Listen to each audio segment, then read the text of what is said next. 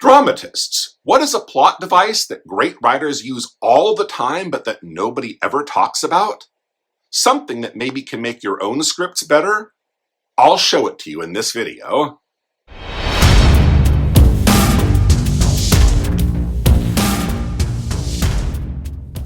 Welcome back to my channel. And if you're a lover of the theater, you're surely aware of the eponymous character in Samuel Beckett's masterpiece, Waiting for Godot. The character whose absence, rather than his presence, becomes the defining aspect of the drama. Beckett shows us the incredible impact an absent character can have on a narrative, as Vladimir and Estragon's conversations and actions are all influenced by their wait for Godot.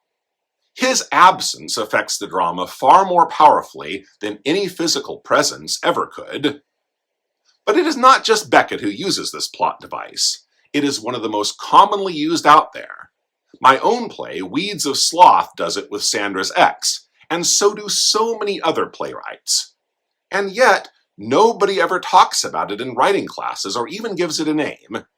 So, today we're going to give it a name, the Godot Effect, and count down the top 5 uses of this effect by other writers, and see if this gives you any ideas for how you might be able to use it in your own stories to enliven the drama.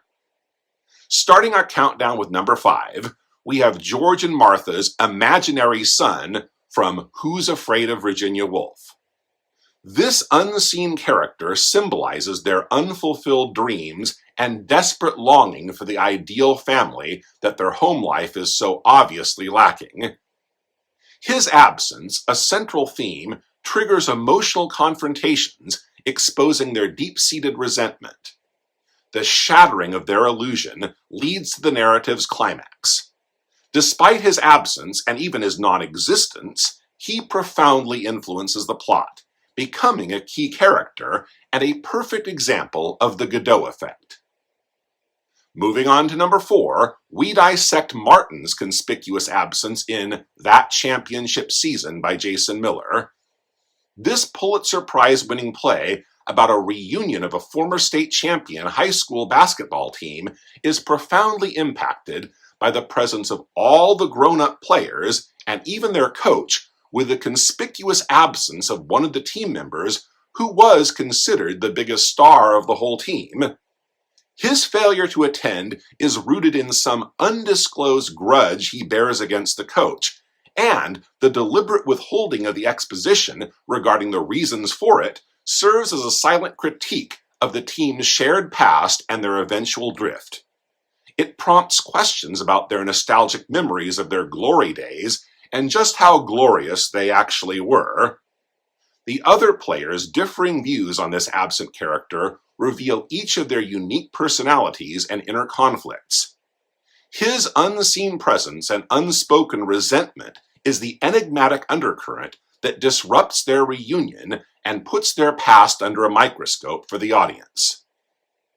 At number 3, we meet Larry from All My Sons. This unseen yet constantly felt presence in Arthur Miller's classic is the deceased son of Joe and Kate Keller. His mother fervently believes he is still alive, while his brother Chris is ready to move on. The gradual revelation of the father's involvement in the sale of faulty aircraft parts that may have actually led to his death drives the plot. Larry signifies the character's shared feelings of loss, guilt, and denial, as well as serving as a brilliant device for gradually providing the exposition, bit by bit, that lets the audience slowly discover the degree of the father's guilt, and his realization of the play's theme that his surviving son has been trying to get across to him. Coming in at number 2, we have Mr. Wingfield from The Glass Menagerie. This unseen patriarch's influence permeates the play. The telephone man who fell in love with long distances and abandoned his family, he leaves an impactful void that shapes the lives of his children. Laura retreats into her world of glass animals, amplifying her fragility, hence the play's name. Meanwhile, Tom grapples with a heavy burden, his duty conflicting with his desire for the same freedom from his mother that his father sought by leaving. That father is an ever-present symbol, his picture a constant reminder of his impact, an impact that not only drives the plot, but shapes the characters. And finally, claiming the top spot, we have Fletcher from American Buffalo.